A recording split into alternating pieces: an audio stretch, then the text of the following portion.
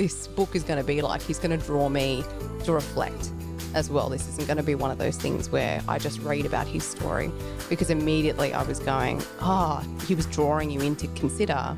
We all have memories like this that change the way that we view things. So immediately I'm going, okay, when did I recognize that, there is evil in the world? And when did I recognize that it is close to me? Like when did that happen for me?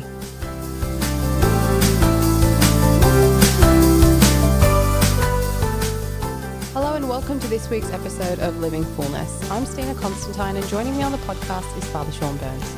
Each week you'll hear us chat about a range of topics from virtue to relationships, comments on cultural shifts and lessons we're learning as we go along, and we are so delighted to have you join us. So sit back and enjoy being part of a conversation with a couple of friends. How are you going, Padre? Well, thank you, Stina, and yourself? I'm doing well. Good. What's been happening in your world?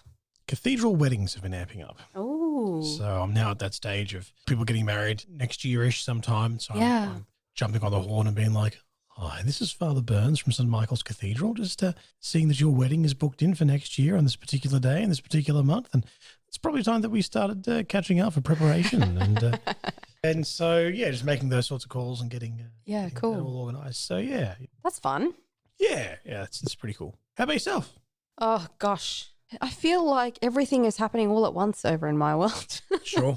I've got a lot happening at work. So I've been tasked with creating a faith-based counselling stream at work. So just trying to kind of create all the processes that need to happen behind the scenes for me to be able to welcome new clients to walk in through the door. Sure. It's good challenging because it's also helping me to kind of refine what it is that I'm trying to do in my practice when it comes to Christians who actually want their therapy to be based in faith and their practices and their beliefs, and so kind of moving in that space, which is fun and exciting, but it's a lot of work, I tell you. A lot of work. Yeah, definitely. Yeah. So I'm kind of excited that we're at a point now where we finally are into another book study. Definitely. No, that sounds like a lot of work. It keeps you crazy. Yeah. As the cathedral does for me, it keeps you crazy. Believe me, I know what that's like. Keeps me knowing that I'm human and not perfect. Yeah. And it's all fun and games. Yes. Yes. So the book study that we have for this season is by Erik Varden. It's called The Shattering of Loneliness, which you would have heard us talk about last episode. So we know that there's very short notice for you to kind of get into. So over the next 3 episodes, we're only going to cover 2 chapters. So chapter 1 and 2 for this episode is what we're going to have a chat about today. Maybe some initial thoughts, just kind of what you thought about the book as a whole, Padre? One of the most brilliant books I've ever had the good fortune of reading. Sheesh. Bishop Erik Varden is quite amazing. He's from Norway, which you have connections with. Yeah. Never met him though. Never met him? No. Never met him. I think this guy is a guy to watch. I don't do the whole ecclesial political thing. I don't do that. But if I'm to earmark a guy and be like, oh no, that guy one day, man, he could be like head of the CDF or whatever, like who knows? I'm just like, that guy needs to be earmarked because there's something unique about this guy, really, really unique in a good way, right? Because I know that I use that word sometimes in a not so positive light, but in this case, I use it in a very positive way. Very wonderful man. And the book itself really speaks who we are. Yeah. Because the tagline for The Shattering of Loneliness is on Christian Remembrance. Yeah. Like that's the subtitle for the book itself. So you're absolutely right. It does hit home about some really deep things about who we are. Yeah, no, absolutely. It hits right to the core of identity of who we are and who God is, and it's just magnificent. Yeah. Absolutely magnificent. Yeah. And he's actually quite easy to listen to as well. If you ever get a chance to traipse on YouTube, you'll find a few interviews that he's done. Only a couple of really long ones, and there's some shorter interviews as well. But he's really easy to listen to. There's something attractive about the way he speaks as well. There are some people that you can just be drawn to. Yeah. And there's just something about the way he talks as well as the way he writes that kind of draws you in. He's holy. I think that's the draw card. He's holy. Yeah, I don't think you're wrong there. Yeah. So I guess then let's start chapter 1 and 2. The way I kind of describe the beginning of this chapter is that he starts by inviting us to walk along with him, and he shares some of his childhood experiences, and one of them being this particular story that his father had shared with him about an encounter that he had had. And that was a very pivotal encounter or a pivotal story for him to hear from his own dad, because it was the first time that he recognized that there was evil in the world and that it was near to him. He makes the point that, it wasn't the first time he realized there was, bad stuff that happened in the world, but for the first time he realized, oh, it can happen so close to my life. And there was something about that was quite profound for him. And I guess even just reading that introductory, section, that introduction alone, I was immediately starting to go, okay, I get a sense of what book is going to be like. He's going to draw me to reflect as well. This isn't going to be one of those things where I just read about his story. No. Because immediately I was going, he was drawing you in to consider we all have memories like this that change the way that we view things. So immediately I'm going, okay, when did I recognize there is evil in the world? And when did I recognize that it is close to me? Like when did that happen for me? So immediately, this is where this is where it begins. Yeah, fantastic. He has this beautiful quote on page 2 on the Kindle edition, which is, "The world I came to see was a place of menace. Human life carried immense potential for pain, and someone had to answer for it." And in so many ways, this statement just sums up the entirety of Varden's work here in this book. There is pain, and someone has to answer for this situation, and someone does. God himself, he answered on our behalf, forever altering the destiny of man in such a way that his pain and his suffering have meaning and they must never be forgotten. Such an amazing statement for a kid to arrive at, I mean, it's just that this guy's a kid and he's like, yep, I came to see the world was a place of menace. I didn't even know what the word menace meant when I was a kid, right? And I'm sure he didn't use those words as a child as well, right? I hear your point. I can tell you right now, I wasn't thinking about this stuff when I was a kid. Yeah. So I think we've got someone genuinely special here. Definitely, it beautifully summarizes the realities that he's talking about. That yes, this world has immense potential for pain, and things often suck. But there's something else that sits beneath the suckage. There's something that sits beneath the difficulty and the pain, and there's actually a reality, a destiny, something that speaks to the identity of man. And So what else kind of jumps at you then from these initial 2 chapters? Well, one that really makes me swoon a little, I suppose. Page 6 of the Kindle edition, he says, "When I realized the scope of sacramental action, by which all that is in heaven and on earth is drawn into a single moment, the sense of things with a capital S, held in the hands of a broken human being to be broken, yet healing all, I knew I had come home." This is sort of summarizing a journey that he gives to us of how he came from an atheistic perspective, because he realizes the world is full of pain and goes, well, how can God exist? He sees Christianity as actually trying to avoid all of this, sees Christianity as being almost like child's play in relationship to the very serious question of human suffering and difficulty. Yeah. And so through music that he came to realize, okay, actually there is rhyme and reason to the world that I'm living in.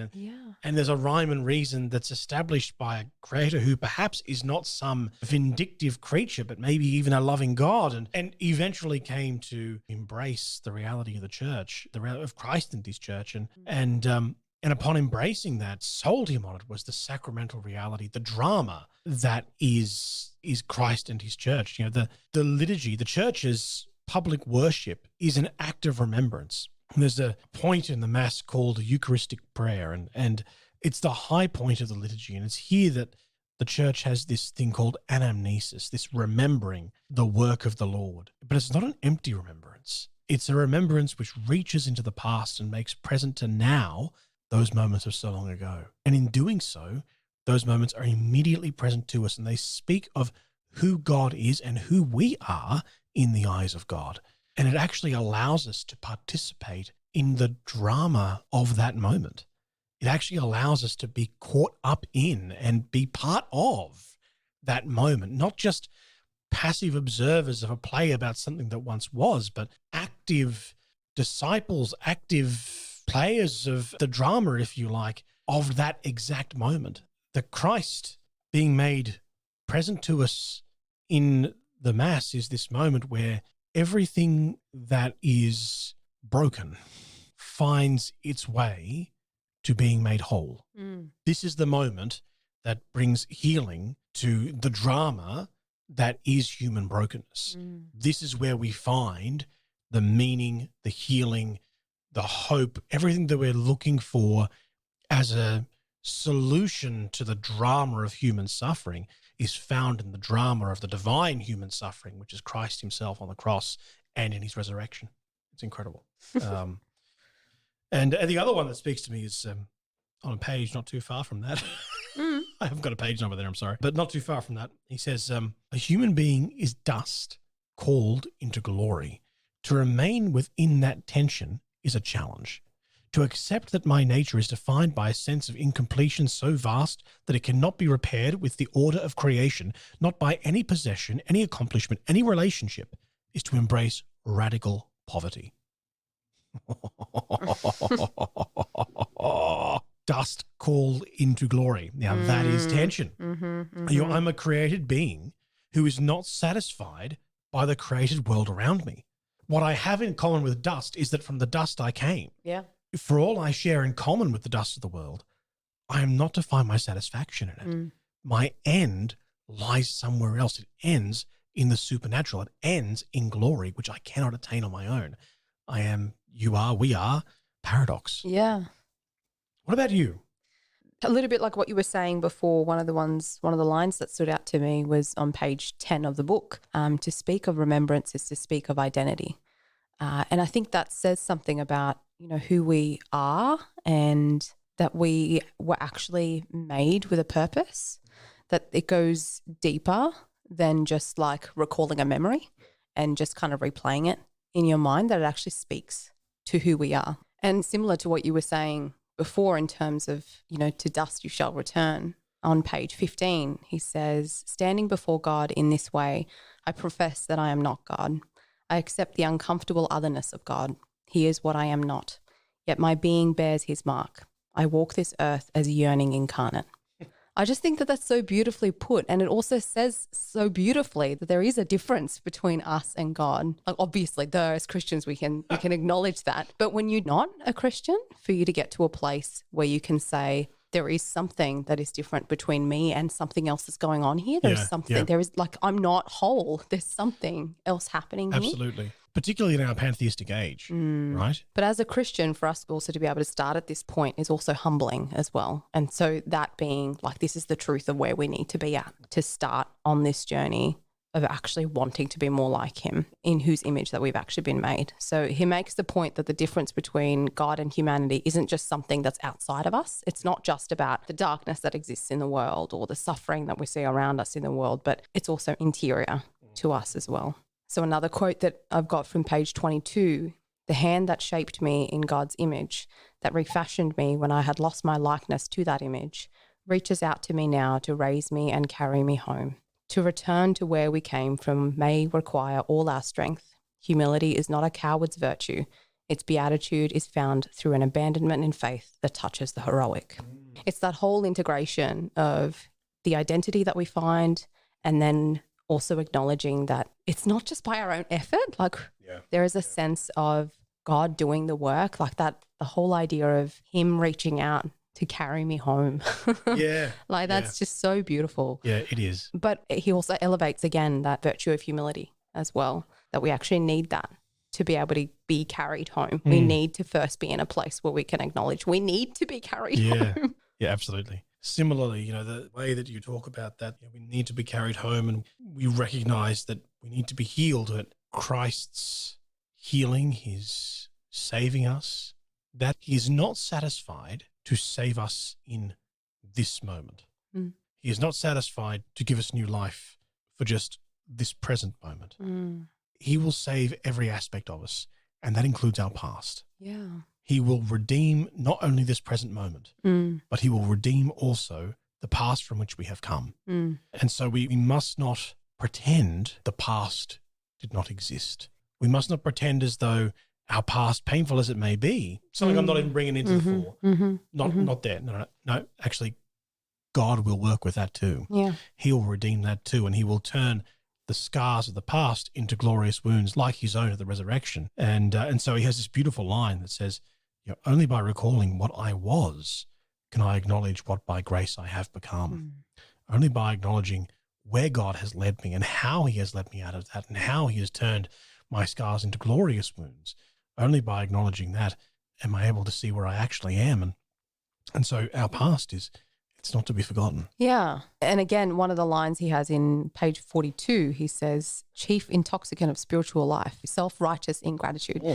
Like that being the thing that can take us away from the aim and the goal and, where our eyes need to be fixed on this journey. When we forget, he says, when we don't actually remember, and he draws us back to biblically at a time when we were slaved. We were slaves at a time. And so for us to be in a place where we have forgotten that is part of our history and that God has set us free. So that becomes part of our lack of gratitude that we have in today's day and age when we've forgotten who we are and also our history, which we need. He also says at a later point, he learns that before God, merit is as nothing, that what matters is to know one's need of mercy and to receive it thankfully. So he kind of very clearly also says that this idea of us looking for affirmation and validation from achieving things isn't the way forward, that instead we actually need to be receptive. Yeah, we can't save ourselves, right? Exactly. Yeah. And then later on again on page 57, I'm paraphrasing sections here, he says, the peace of heaven is only for those who will have preserved it on earth. I must seek reconciliation with my past. I must never forget my redemption.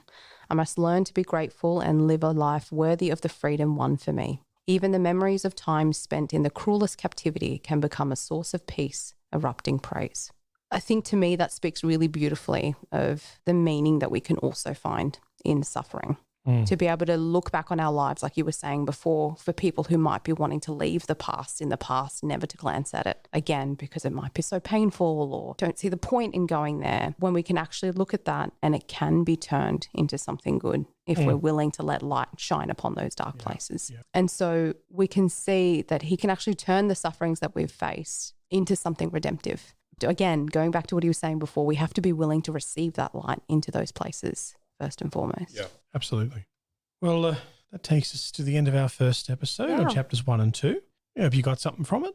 Yeah, that's a starting point. Yeah. That's intro, chapter 1 and 2. So next week we'll cover chapter 3 and 4 if you'd like to go and have a read of those. They're quite jam-packed, those next two chapters. Yeah. So have a read of that, then we'll kind of cover 3 and 4 next week. I guess just before we jump into a truth be in goodness as well, we haven't done this in a little while, but I guess also just to put a plug out there to Patreon supporters, we're still in need of a few more extra people to jump on board to make this podcast financially viable moving into the future. So if there is anyone who is listening who hasn't been a patron but would be able to, you've got the capacity to, would like to, feel called to, we would love to hear from you. There are some links in the show notes. You can also just get in touch with us if that's easier. We can point you in the right direction. Your financial contribution will help us continue to produce episodes each week. Absolutely. Yeah. So a truth, beauty and goodness before we go then, Padre, what's one for you? Yeah. Mine's a podcast. That podcast is a podcast called Always Hope.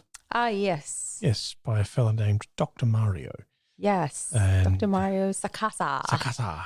So he's ultra cool. Yeah, he's ultra cool. And has some brilliant stuff. And he actually, latest episode on pornography, did a great job. Just the episode is about like an hour and 20 minutes long, but it doesn't feel like an hour and 20 minutes long. You feel like you're partaking in a conversation between the way that I think we hope that people feel when they listen to our podcast, right? Yeah, sure. They feel like they're just part of a conversation between friends. And you do kind of feel that. Like I think it's a different guest each week on his podcast, but the conversation is normally so free flowing and so open that it just doesn't feel like an hour and 20 minutes. It feels much quicker than that. And so, but there's some really excellent points brought up, some really good reflective points about how to deal with a very serious issue. And I think in a way that's also addresses some of the challenges that we as a church face with that issue too. So really impressive guy, impressive podcast. And so can recommend. Yeah. How about yourself? For me is I'm discerning where to from here. So there's a few things on my plate that I'm praying about what God wants me to do. And I guess I gained a little bit of clarity after having come back from a speaking engagement in Albury more recently. I had another piece of the puzzle come into play. So the picture is starting to get a little bit clearer, or at least one of them, of where to for now. So yeah, just the kind of the beauty of being in that space though. Like there's something about the consolation you get when you do get like another piece of the puzzle and you see that you're on the right track. There's something really special about that, but also just kind of being in the hard space. Just having little moments where you can kind of reflect and go, yeah, okay, I'm tug-of-warring, but this is good because I'm not tug-of-warring by myself. Like God's on my side. He's not on the opposite side tug-of-warring against me. Exactly. Yeah, it's really cool. Well, thanks so much for joining us for another episode of Living Fullness. We will catch you again next week. But until then, know that love and grace. God bless.